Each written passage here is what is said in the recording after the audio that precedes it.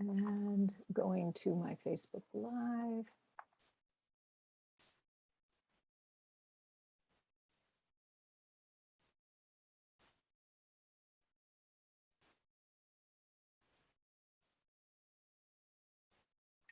Hi, and welcome to the 5-Day Life Purpose Challenge. I'm Dr. Michelle Petacola, and this is the QA session that happens every day this week at 1 o'clock. Although the final day, Friday, is going to be a master class. It's going to actually last for a whole hour instead of a half hour.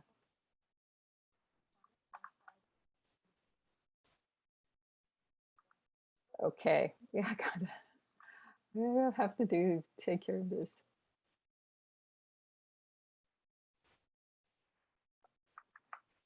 Sorry about that. So back again to the Life Purpose Challenge. Yesterday we talked about intention, and I want to assure you that I am here not to confirm that you are on the right track, but rather to challenge you to go deeper. Because one of the things I have noticed is that both our bodies and our brains like to make life easier for us. That's their purpose. The body does not like to be stretched to the point where it's afraid. And a lot of that programming about what is safe to do was designed when you were very young.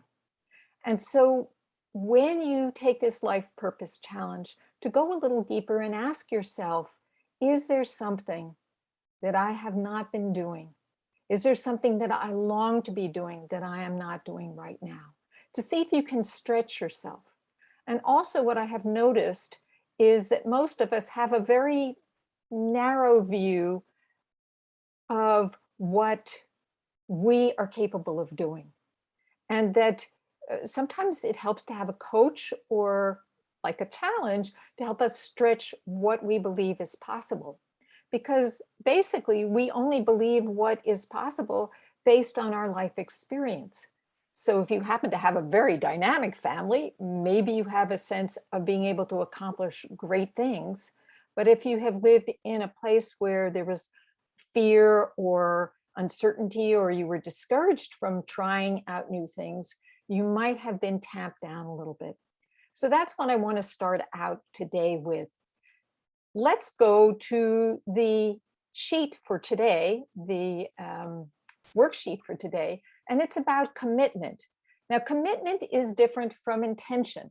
Intention is what you want to create in this week, and commitment is what you are willing to commit to do in order to achieve that intention. So let's take a look at that. If you look at the worksheet, there are a number of things that you are asked to commit to, like coming to this call every day, like filling out your worksheets every day, like listening to the trainings every day. Now, that's not a huge amount of commitment, but it does take time and it does take focus. And if you really want to get the most out of this challenge, you want to push yourself a little further. Really go back into your childhood and remember, or try to remember, the things that you really love to do. Great, I'm glad you're listening to the video. And yes, except possibly tomorrow. You really want to come tomorrow. That's about resistance. And setting aside time in the calendar, engaging a buddy. No Facebook postings. Well, I understand. Not everybody's into Facebook. I have my own reservations about Facebook based on some of the things, the hanky-panky that Facebook has been involved with. But it also seems to be one of the venues for reaching people. So you kind of have to balance the good with the bad. And isn't life about that? People pleasers. Okay, so here's some of the things that get in the way of our commitment. And that is partly the body and the brain, which say, oh, you know what? I'm too tired to do this today. Or something else comes up, or maybe somebody in your life needs your help. And if you're a people pleaser like I was brought up to be, it's hard to resist that. It's hard to jump in and be the hero and give up and be such a person willing to make sacrifices, the martyr syndrome, right? So commitment means putting yourself first. It means putting your life purpose first. And if you think about it in an expanded way, it really means putting your spirit first, putting your life adventure and why you're here first. And that's huge. Your life purpose is likely to involve being of service to other people. I mean, that's why we're here. We're here to impact other people. Otherwise, why bother? Why bother coming in and going through all that childbirth and growing up if you are not here to make an impact on this world in some way? And it could be large, it could be small. Yesterday, I was at a Toastmasters group, and the keynote speaker was this amazing woman. I remember her first name was Carla. I can't remember her last name right now. And this woman, she's elderly, and she has gotten involved in a podcast where she is speaking to people all over the world. I guess she connected with this man who has a huge Twitter following, and she's interviewing people. And her talk was about listening, that by listening to other people, we are actually furthering the cause of a unified world, to reduce the strife and to increase understanding. And she was very interesting in terms of talking about how to listen. And let me tell you, it's hard to listen to somebody who has a foreign accent. Haven't you been on one of those calls, those tech calls, where you can't understand what the other person is saying and you get frustrated? But here's a woman who is actually reaching out to people and listening and really hearing what they have to say. Now, I think that is a huge project.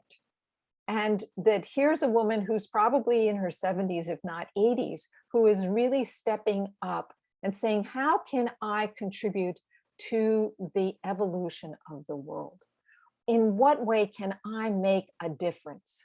And that's what I'm inviting you to think about when you make your commitment, to go stretch yourself a little further and say, what can I do to make life better for other people that I know, or even other people that I don't know?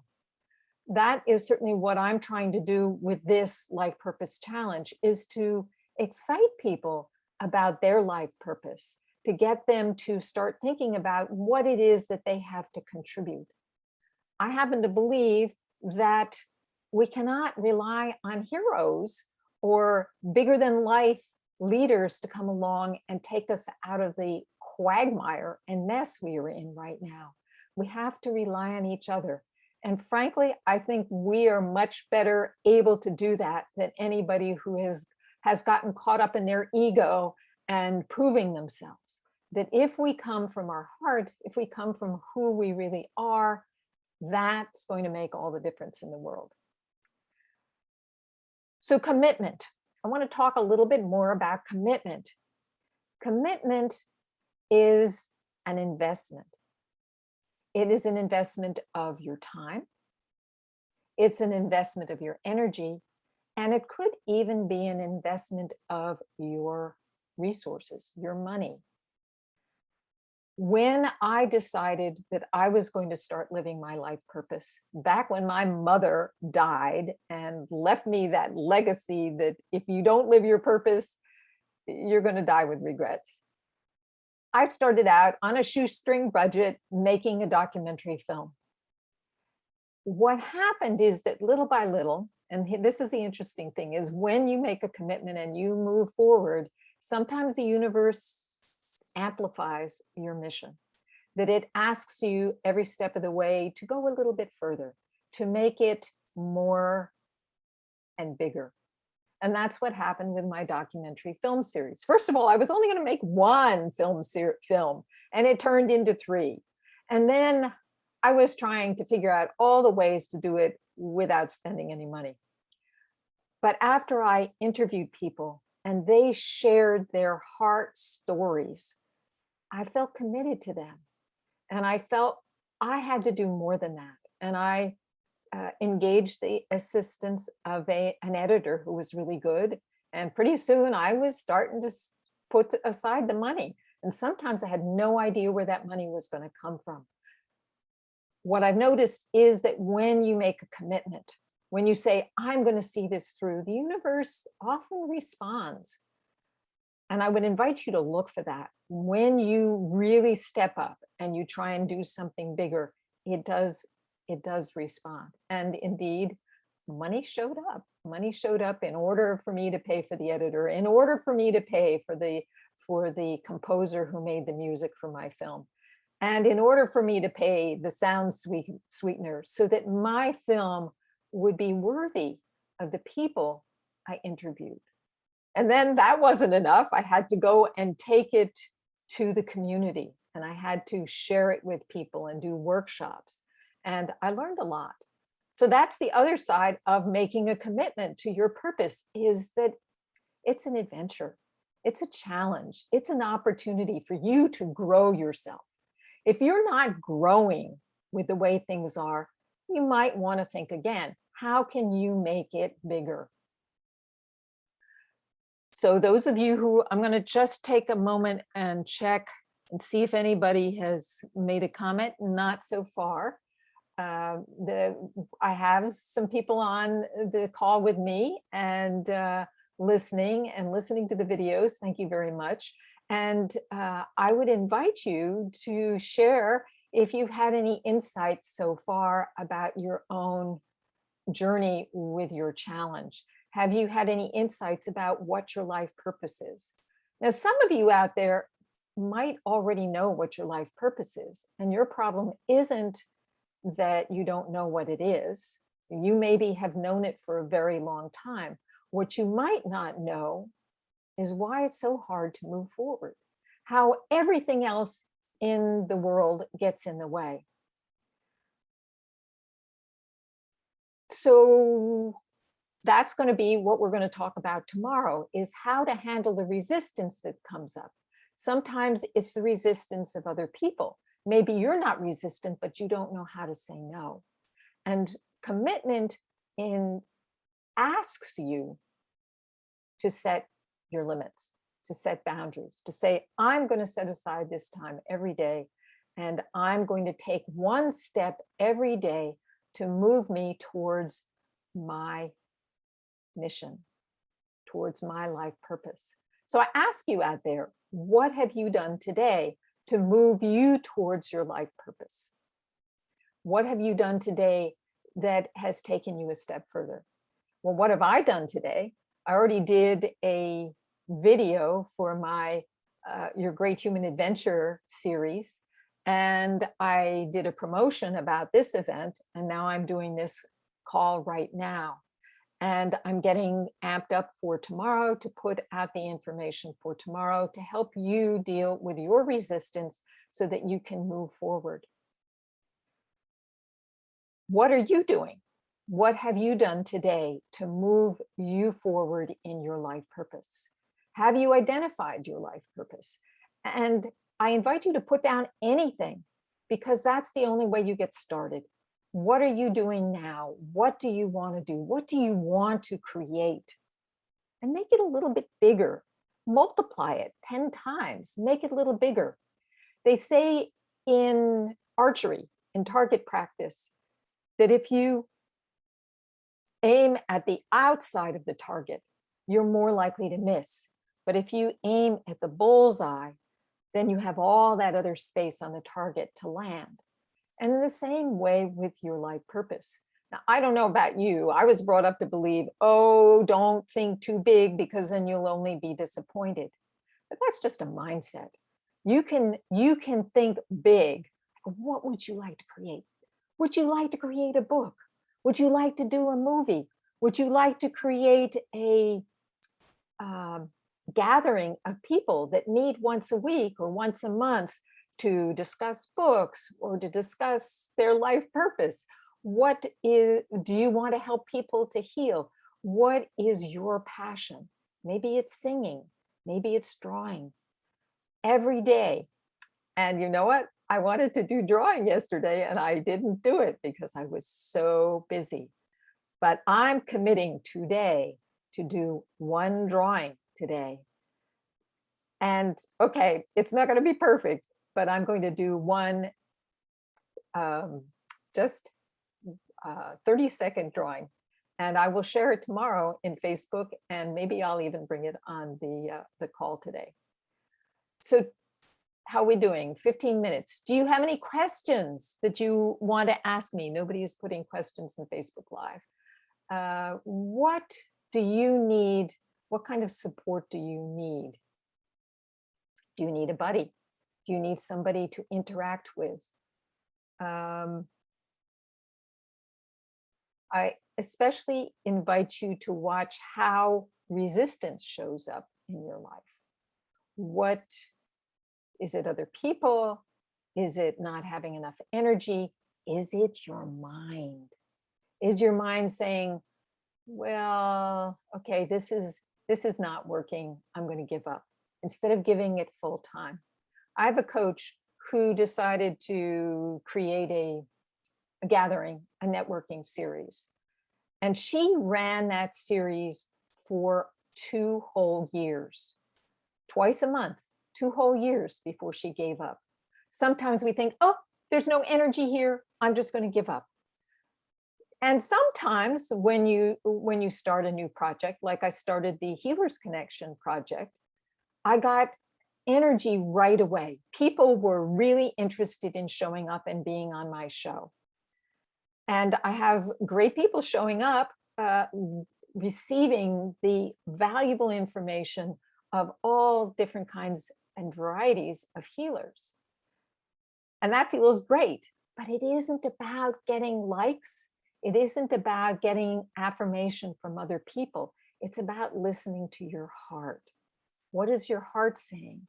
And can you stop that brain that's going to say, oh, this isn't working? Stop the brain and reframe. You do need to reframe, because part of the whole enterprise of living your life purpose is raising your energy. It's when you raise your energy and vibration that you attract the people that you are meant to serve. What are the exercises for opening the heart? Thank you for asking. So there, if you listen to the first training, I take somebody through the exercise of listening to the heart. And at the end of the week, when I do the masterclass, I will go over that again and give you access to a recording that will enable you to connect to your heart. It involves getting into a deep state so that you can shut off the chatter of your brain and that you can make your body feel safe. I didn't receive this. I was looking in the email. Diana, I think I sent you through Messenger, the Messenger through Meetup. But if not, I don't have your email. You could post it in the chat and I will make sure that you get it. But I also invite you to go ahead and sign up for the whole mailing list, because they automatically go out every day and you get the information that way. And then I don't have to take any extra work to get that information to you. That would be really great.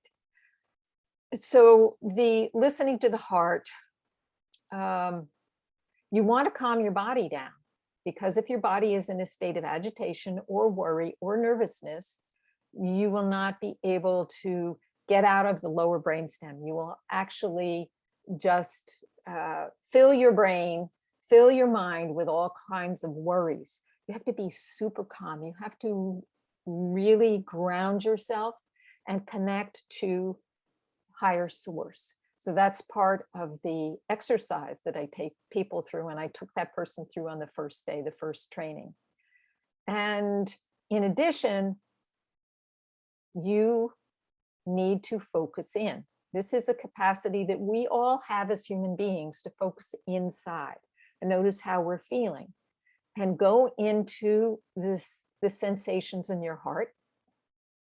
Feel your heart, feel it beating. Feel how it feels. Does it feel restricted? Does it feel relaxed? How does your whole chest area feel? Your whole chest area in psychosomatics is the area of love. Do you feel loved? Do you feel supported? Do you feel nurtured? You want to create that sense of nurturance, that sense of being held by earth and heaven, and feeling that connection between the heaven and earth connection, because you're like this conduit of energy. And then you go really quiet and you listen. And what you want to do is you want to listen to anything that shows up. It could be a thought. It could be this name of a piece of music. It could be a movie. It could be a symbol. And then you need to decode it. And that, of course, is one of the things that I am able to help my clients with. I've been doing dream work for almost 15 years. And I can feel and sense what it might mean. Now, ultimately, it is what you think it means. It's not what I'm telling you, but I can give you some guidance on what that means. And Diana, if that's something of interest to you, we could probably arrange a conversation, a 15, 30-minute conversation later on. But first, finish the challenge and see where you are, because I want you to be really charged before we have a conversation. Yesterday, I also talked about going back to your childhood and thinking about the things that you love to do. Did you do that? Are there certain things that you did as a child that you love to do? So I thought about my own childhood and what I love to do. And I used to play with my sister all the time. And we played with pipe cleaner people. We played with tiny little felt mice. We played with our dolls. And basically, we played community. We had various families and they interacted with each other. So you could see that there was the very, very early underpinnings of my sociological imagination. How do people interrelate with each other? It's not just about psychology, it's how do we influence each other? And this, of course, is one of the 4 superpowers I talk about in my Great Human Adventure series, is how do you connect with others and how do they support you or undermine you? And how are you attracting that into your life? So think about your early childhood and what it is that you love to do. So I love to play with my sister. I loved horses. I loved creating things. I liked sewing. I liked playing the guitar. So those are all rich areas to explore. What you might want to do is make a list of all the things that you love to do as a child and start doing them one at a time and seeing what shows up for you. And what I mean is not just what shows up in the outside world, but if good things show up, as my Sufi teacher used to say, go where the energy is. But also, how does it make you feel inside? As I said in the first day, you know that you are going in the right direction when it resonates, when it feels really good. So what else did I like to do as a child? Well, I got into theater at a very young age. Well, not too young. I guess it was in high school. And I loved theater. I loved performing. And so some of that is enacted in being a coach and in doing these Facebook challenges, in appearing on Zoom and in Facebook Lives, is showing up and sharing and learning how to trust higher mind to come up with exactly what I need to say. Am I willing to stop for a moment and be quiet and listen?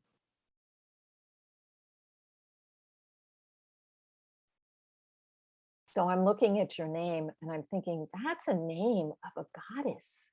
That's a great name of a goddess. And I think she was the same as Artemisia, which was the woman who was the huntress and was very powerful. It's a powerful name. And I would invite you just to take a look at the meaning of your name. That's correct. Yes, I knew. My name, Michelle, is the same name as the Archangel Michael. And it actually means, oh, you have explored it. Okay, and what have you come up with? How is that informing you of your life purpose? So my name is means gift from God. How can I live up to my name? How can I be a gift to other people? That would be part of my life purpose, is making a difference for other people in the world. So what do you think your life purpose? Are you a leader? Are you a change maker? Are you stepping forward and making a difference in this world? Because the world does need your efforts. Yes, yes, you have. Good. The world needs your efforts. How are you changing? How are you trying to change the planet? And you don't have to do it in any way that is not consistent with who you are. You don't have to man the barricades or get a gun if that's not who you are.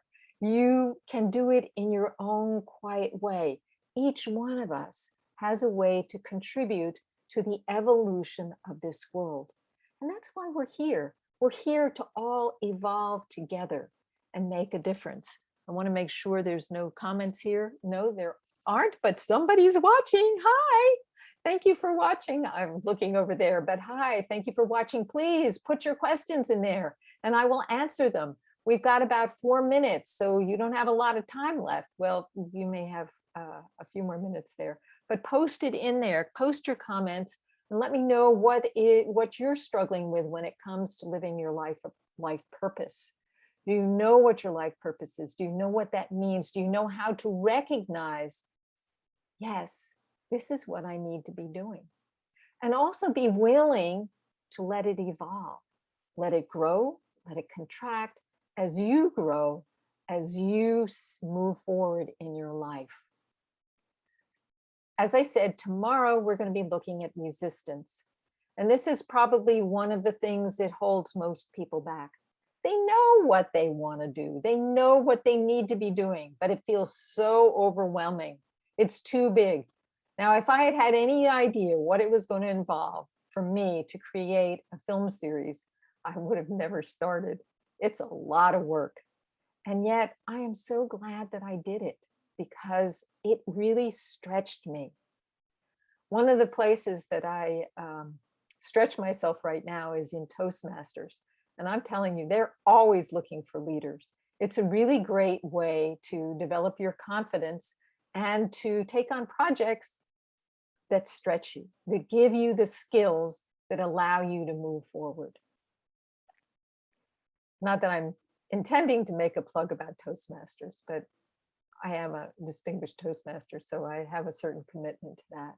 Anything that changes, that helps to change the planet, we need to step into our higher consciousness.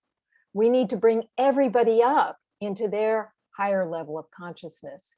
So if you're working with your children or your grandchildren, or you're working with your relatives, or you're working with your community, this all serves.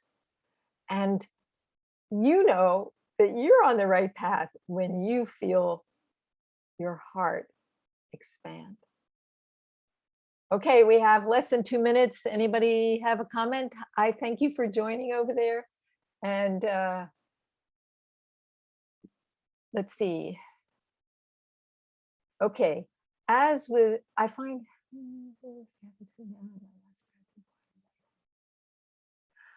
filling the gap in a quieter way.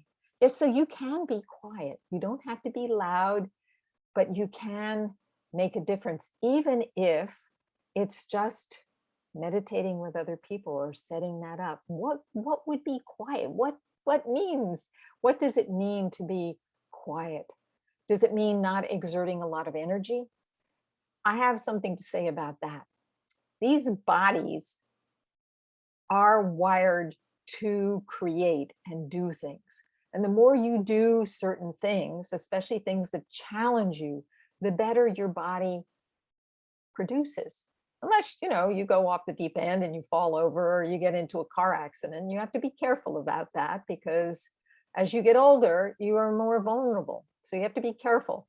I know I go out and ride my bike all the time and I'm very conscious of how I ride my bike and not putting myself into a situation that could lead to physical damage, because as you get older, your health, uh, your well-being really depends on you taking good care of this vessel, this vehicle of your life. So how can you be quieter? Well, I would definitely recommend that you meditate. Do you know how to meditate? Meditation is a really quiet way of getting in touch. Yes, good. It's a really good way of getting in touch with your heart and your soul and what your soul wants. And when you meditate and then you check in and you say to your heart or you say to your soul, what do you need to tell me right now? And that's all you need to say. What do you need to tell me right now? And then you pause and you listen. What do you need to tell me right now? Now, of course, it's good if you've meditated for a little while and you've really grounded yourself and you've connected to source. But then take that moment, and what's the first thought that comes into your mind? So the very first thought that came into my mind was love. That was the word. It was like, and when I thought that, my heart just welled up. It just flowed out. Isn't that what we want to do? Isn't that what we want to feel? And when you do that, Diana, when you do that, you can actually transform the planet just by sending love out, which, by the way, is something I do every morning. I send love out to all the people that I know that are struggling with health issues. I send out love to all the people I know who are struggling with emotional issues. I send out that love to myself, my husband, and the rest of the world. How's that a quiet way for making a difference in the world? That's all I have for today. Be brilliant. Come back tomorrow if you can, when we're going to talk about resistance and how it can undermine you. Be willing to commit. Take the time, spend the energy, and even make the investment. See you tomorrow.